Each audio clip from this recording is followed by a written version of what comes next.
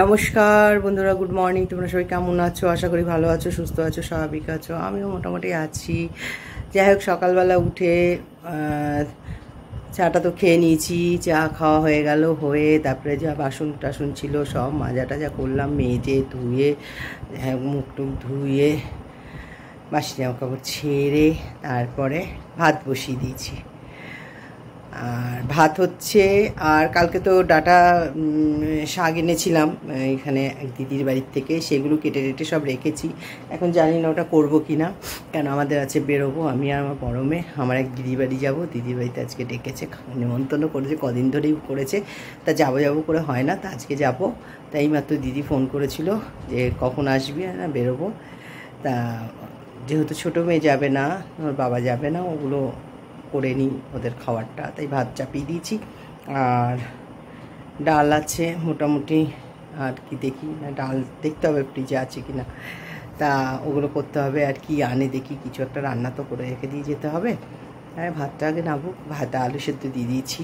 তা আবার ছোটো মেয়ে ফোন করে বললো, টিউশন করতে গেছে, যে মা আমি কিন্তু 11টায় পড়াতে যাবো, কারণ ওখান থেকে পুরী এসে একটু জলখাবার খাবে, খেয়ে বেরিয়ে যাবে। বললাম ঠিক আছে আয়।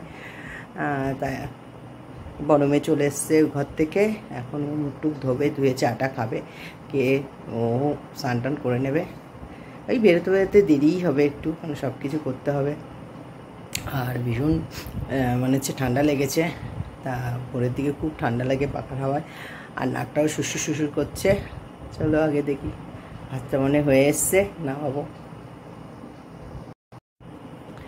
কালকে বোনের বাড়ি থেকে আসলাম, এসে বোন তো সেই ওখানে অনেক দিন পর গিয়েছি, খুব গল্প টল্প হলো, সব বউর বান্ধবীরাও এসছে, সব গল্প টল্প করে টোরে ওখানে বাড়িতে আসলাম। এসে একটু তারপরে রুটি উটি এনেছে, খেলাম। এই হলো, অনেক দিন পর বোনের বাড়ি গেছি। আর তোমাদের তো সব দেখালাম, শেয়ার করলাম যে বিবাহবার্ষিকী বোন আসেনি বলে আমায় একটা কাপড় আর চাদর দিল, খুব খুশি। এখানটায় ডাল বসিয়ে দিয়েছি, আর এখানটায় ডিম সেদ্ধ আলু সেদ্ধ হচ্ছে, ভাত হয়ে গেছে। আর এইখানে যে পটল ভাজা করব।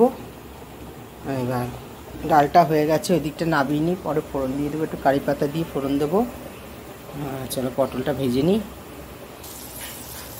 এখানে পটল ভাজা হয়ে গেছে, আরও 4টে ছিল, দিয়ে দিলাম। আর এখানটায় মুসুর ডাল, কারি পাতা, সর্ষে, শুকনো লঙ্কা দিয়ে ফোড়ন দিলাম। আর এদিকে ডিম আলু সেদ্ধ হয়ে গেছে, সেদ্ধই রাখবো, তরকারি করবো না। দেখো রেডি হয়ে গেছি, এবার পুরো কমপ্লিট। আর রুটি ছিল, রুটি দিয়ে ডাল দিয়ে আর ডিম সেদ্ধ দিয়ে খেয়ে নেবো। ভাত খাবো না এখন, কারণ ওখানে গিয়ে খেতে হবে। চলো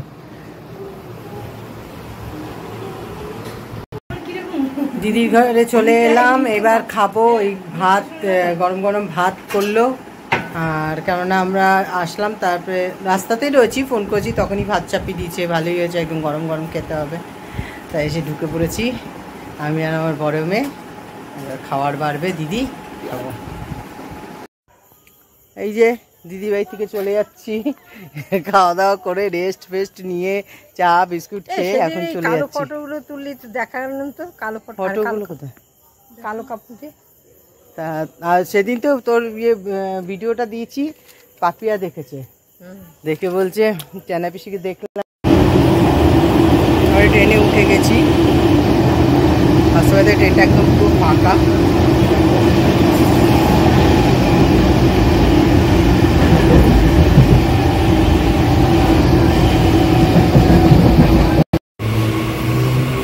এখানে বৃষ্টি হয়েছে,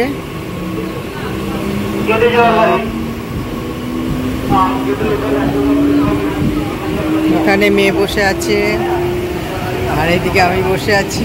গন্তব্য স্টেশন শিয়ালদা। এটা জগদ্দল ছিল না, স্টেশন শ্যামনগর আসছে। বাড়িতে চলে এসেছি, এসে একটু মেয়েদের সাথে কথা বললাম, এখনো ফ্রেশ হইনি। তা কথা টথা বলে এখন এই ঘরে আসলাম। এসে কেন বাইরেই বসে গল্প করছিলাম মেয়ের সাথে, তা ঘরে আসলাম। তা আজকে একটা জিনিস দিদি বাড়িতে খেয়েছি, শুটকি মাছ খেয়েছি।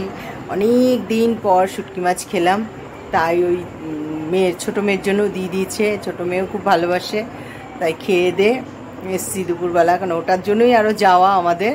তা যাই হোক খুব ভালো খেয়েছি দিদি বাড়িতে। তার জন্য ওখান থেকে একটু বাপের বাড়ি গেলাম, কাপড়গুলো সব নতুন কাপড়গুলো দিয়ে আসলাম ফলস পাল লাগাতে বৌদিদের কাছে। তা দিয়ে এসে আমরা চলে এলাম বাড়িতে। এবার বাড়িতে এসে এবার ফ্রেশ হব। যাই হোক, তাই আমার ভিডিওটা এখানেই শেষ করলাম আজকে। যদি কিছু ভালো লাগে একটা কমেন্ট করো, শেয়ার করে দিও, সাবস্ক্রাইব করে দিও। সবাই ভালো থেকো, সুস্থ থেকো, আর অবশ্যই শেয়ার করে দিও।